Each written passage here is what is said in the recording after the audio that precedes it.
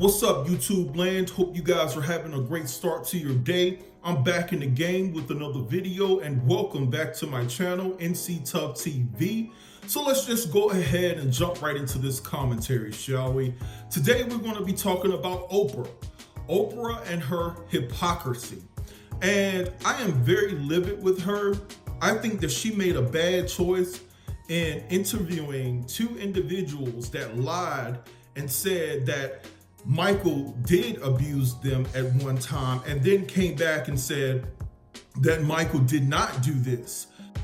How did you feel when you heard that a boy was alleging that Michael had abused him? I was shocked too, and I think it's sick, because I know Michael well enough that he wouldn't do anything like that. I know that for a fact.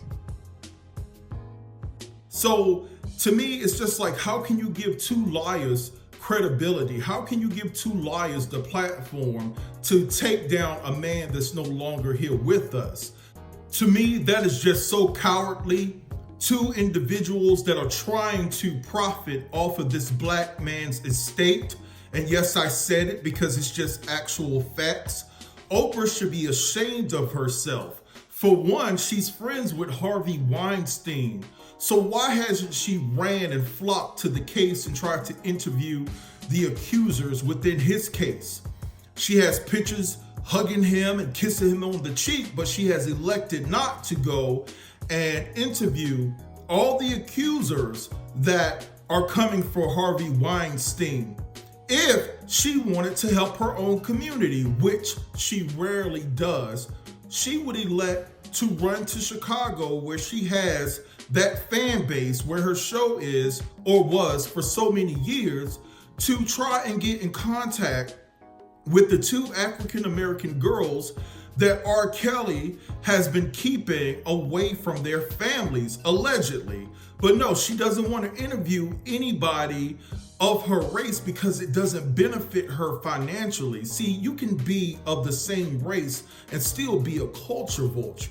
You can still be a culture vulture even though you are of the same race. And that is what Oprah is. To me, it's a punk move to be talking about a man that is no longer here to defend himself.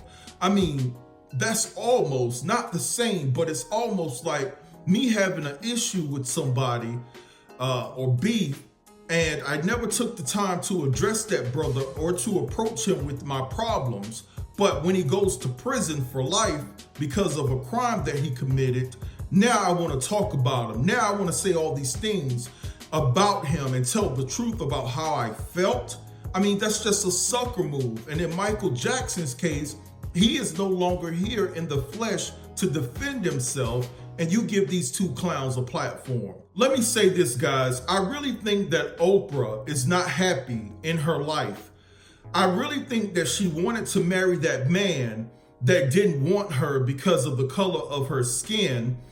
Do you remember that story from back in the day where she was dating some man from Tennessee, and he started looking at her while they were laying side by side, and he noticed that his skin was different from her skin all of a sudden, and he felt that, you know, being from Tennessee or Tennessee would not support him dating outside of his race?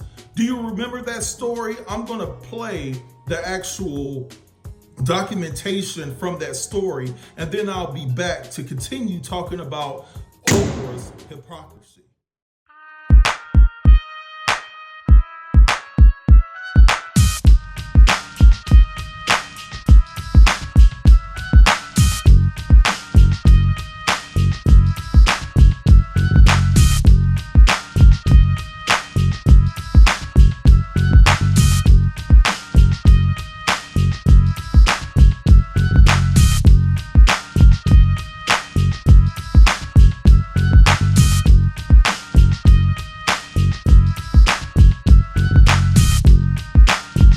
Yeah, you guessed it. I was trying to be funny.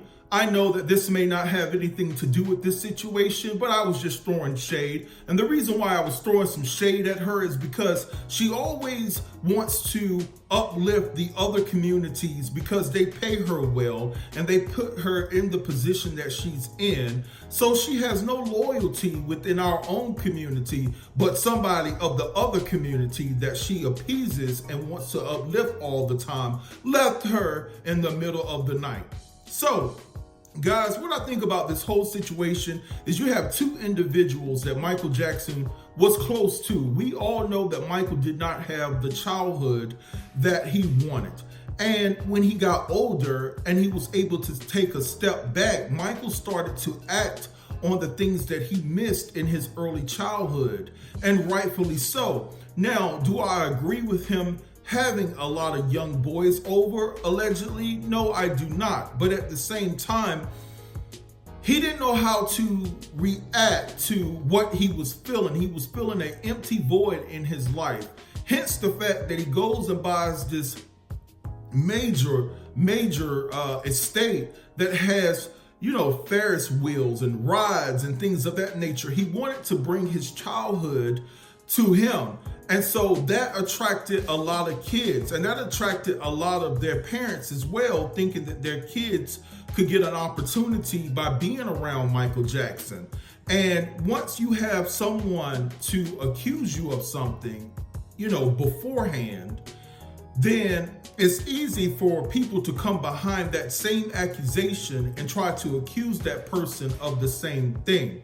These two dudes that are coming out, they are desperate for money. Their careers have not panned out like they wanted, and they are coming after the estate of Michael Jackson based on the fact of the unknown.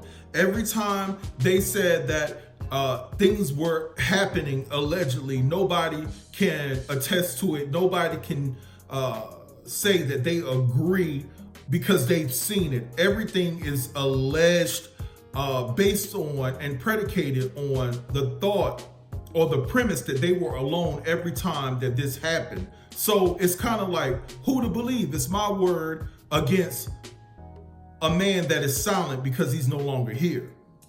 I think this is a bad look for Oprah, and I think black people need to really understand who Oprah is. And guys, one thing that bothered me, that the dude who got this whole story together, that was being interviewed last night with Oprah and the two accusers, when she asked him, did you consult the Jackson family? He said it wasn't about them, it was about the two accusers' story.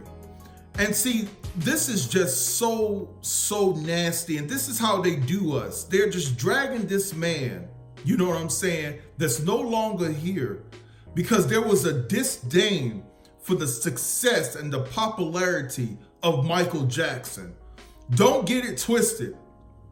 A lot of individuals envy Michael Jackson because of the popularity and because of the barriers that he broke musically, culturally, and he just brought everybody together, and he made a lot of money doing it. So don't you think that when someone has some melanin to their skin and they see a flaw, and the flaw that Michael Jackson had is that he loved kids.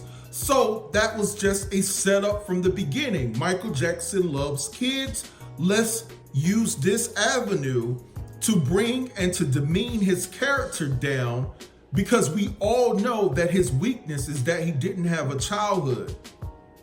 First of all, it's so disrespectful not to even talk to the Jackson family.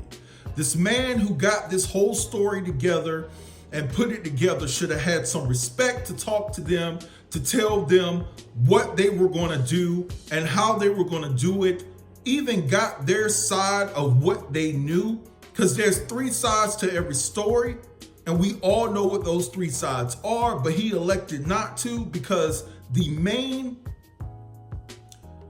point, the focal point of this whole documentary, all right, was to demean and to defame Michael Jackson and to get money from the Michael Jackson estate, because I'm telling you, Michael Jackson has a lot of money within that estate. He did not die a broke man. What it was is that people were trying to come for all the money that he had. Michael Jackson could have been in position to help our community. You know that they didn't want our community to be helped. Even in Oprah's case, when she had to go all the way to Africa just to open a school, but she didn't elect to open a school where she from. Mississippi could use some help. Mississippi could use some help. I lived in Mississippi. Why haven't she done anything in Mississippi? Open a school. Mississippi is one of the poorest states in the country, and she hasn't opened a school there because they won't allow her to do that. So she goes all the way to Africa and open a school, and she has issues there that I expect her to fly over there and to do her own story, to cover her own story on her own business of why that there's two claims there, that there are things going on that is happening within the Me Too movement in this country. It's the same thing happening over there in one of her schools, in her school, and she has elected to jump on a man that's no longer here with us to tarnish his legacy instead of bringing out her own mess that's happening with her school. Go interview some of Weinstein's alleged accusers, Go do that. That's your best friend, right? Oprah is just a hypocrite. And from here on out, in my opinion, I have nothing for Oprah. I've seen Oprah for what she really is, and I hope that you guys have seen Oprah for what she really is now. And don't even give her the views on her shows. I'm telling you, because it's not worth it. We see what she's after. She's a culture vulture, and she did not really care about Michael Jackson being slaughtered through all of this documentary. All she cared about was, and she seemed to believe them too, guys. She seemed to believe them in a sense and was trying to talk up for them and put them in the upper echelon, like, I know, I've been there, and all that BS. But anyway, guys, that's just my whole opinion on this case. I do not believe that Michael Jackson did anything to those kids. That's just my opinion. But anyway, guys, drop down in the comment section and let me know what you think about this situation. Do you think that Michael Jackson is guilty of what these two individuals are alleging? Also, if you like this video, like it. Don't be afraid to share this video. And if you're new here, subscribe to the channel. And don't forget to click the notification bell to be notified of when I drop my next video. Gone.